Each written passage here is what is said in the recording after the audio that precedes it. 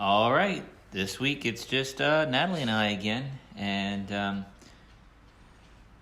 these episodes with Natalie and I was thinking we can tell stories that we don't get a chance to tell on the other podcasts, or maybe the subject may never be breached and we won't get these stories to you guys. And we were laying in bed one night a couple weeks ago. Natalie was breastfeeding the boys, midnight snack. And she's watching the ID channel with all these murder mysteries. Yeah. And I like the whodunit shows. Too much. It scares you a little bit, huh? It keep you in line. But we saw this whodunit show, and the person got murdered, and they were taken out in the woods, and the woman had a little son, and everything was just ringing bells, and we were like, oh no, is this the one we know? Is this the one we know? And it was in a city in Virginia. Southern Virginia. Yeah. Anyway, we did a show, how many years ago? 4 years ago? Oh, longer than that. And we were in West Virginia. I don't know. Maybe it wasn't. 4 or 5 years ago. Maybe 6 years ago. This ID show reminded us of this story, so we wanted to tell you. Well, at first we thought it was that story, and then we realized, no, it wasn't. Just from the details. Another similar gory story from southwestern Virginia town. Right. It was too close for comfort, really. Yeah. But we did a school show. It was a good behavior school show. I was daggone close to West Virginia. And I picked a kid at random to help me with a magic trick, and everything went great. The kid was awesome. Everybody loved it, and I didn't think anything of it because I used several kids from the audience during my show. But after the show, a group of parents came over, and the principal came over to us and said that was the first time that kid had talked or even smiled all school year. Well, since the mother's death. And we're like, what? And then the principal just walked away, and the mom stuck around talking to Natalie.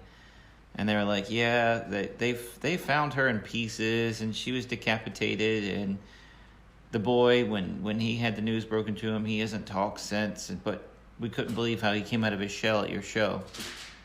And after the show, after we packed up and everything and got back in cell reception, Natalie Googled it. Natalie and I Googled it real quick. And you're like, oh my gosh, that's horrible. Read the local papers, descriptions of the events, and read all about the grisly details. But you just never know. You never know who you're picking from the audience. You have no idea. No, you have no idea. And he did great. You couldn't tell that you could tell absolutely nothing from what he did for volunteering. He was a good volunteer. He did all he was asked of and smiled and participated wonderfully.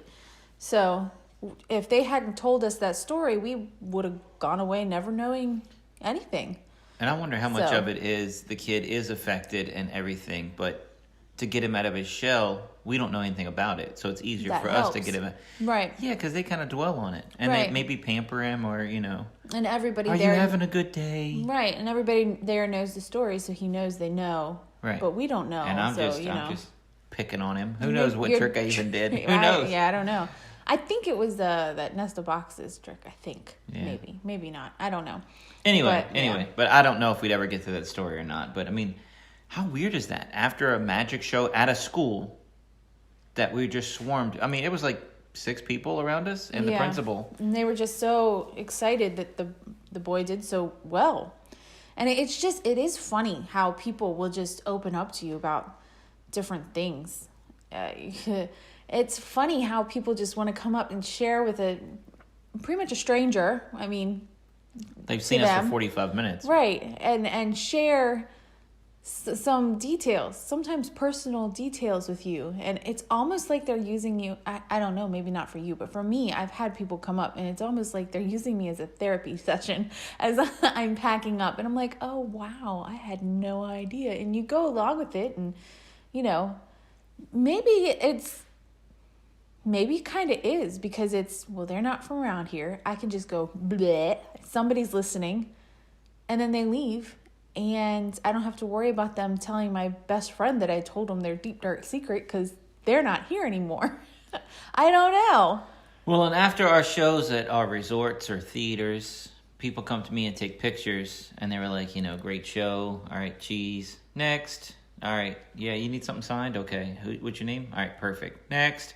I don't have conversations. But then I look over at Natalie at the selling table, and I kind of get jealous because you also get the crazies. I do. but you also are like deep in conversations, or people saying, I really like that show. We just went to Vegas, and your show is comparable to some of the shows we saw out there. Or, we just got off a cruise ship, and man, you were way better than that guy. And they didn't tell me that. Oh, I guess they feel like they have more time to talk with me, even though I'm trying to get tricks sold and move on to the next person.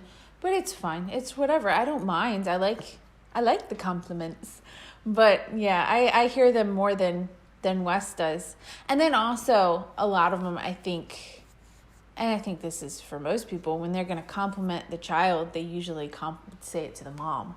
So when Lana's done something, it's, and your daughter that was an awesome show, and your daughter was amazing, So and I guess that's fairly normal.